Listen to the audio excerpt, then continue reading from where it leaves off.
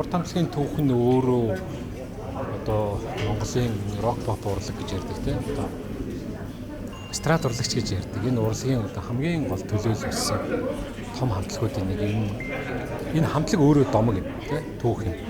Тэгээд хамтлагийг одоо хэрхэн яаж үүсгэн байгуулсан бэ гэдэг дээр би гол төвлөрч одоо энэ киноны зохиолыг бичиж гэж хамт бичсэн залуучуудаа бас ярилцсан, найруулагчтайгаа ярилцсан.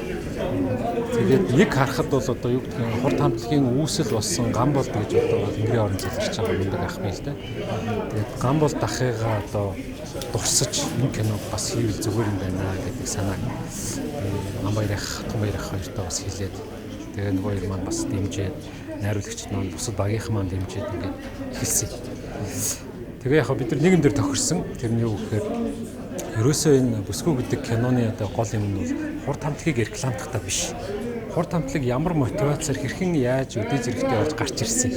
Анхны одоо тайзан дээр гарч ирэх болсон шалтгаан нь юу? Яагаад хөгжинд орлох болсон юм? Тэр том ах гэдэг ямар хүн байсан те? Энэ хүний төшиг тулгуур энэ олон хүний одоо дэмжлэгээр хурд хамтлаг өдөө зэрэгтэй явж байгаа шүү гэдэг. Энэ түүхийг л мөнхлөө гэж зорьсон. Хамгийн ихний тоглолт циркэд болсон юм байна лээ. Тэгээд яг тэр 99 он баха 99 оны хамгийн анхны тэр том тоглолтыг хүртэл хар салхи гэж те тоглолтыг хүртэл түүх энэ бүсгүй кинон дээр байгаа. Тэрнээс цааш түүхийг яах вэ гэсэн чинь манай Амбаярхын нэгд. Тэрнээс цааш түүх бол баримтат кино болно гэж. Монголын ард түмэн бүгдээрээ тэр түүхийг мэддэг учраас. Тэгээ бид нар ерөнхийдөө энэ киног яг тийм суурин дээр бичсэн. Тэгээд зөвхөн энэ кино чинь харахад нэг юм бүсгүйн тухай, нэг ахын тухай биш. Нөгөө талаараа Монголын нийгмийн бас тэр үеуд тэр 90 оны одоо өөрчлөлт чивчил социализмын үе хамгийн гол нь тэр хүмүүсийн үзэл бодлоо чөлөөтэй илэрхийлэх эрхтэй болсон. Тэр манай киноны хамгийн гол хөдөлгөгч хүч болж.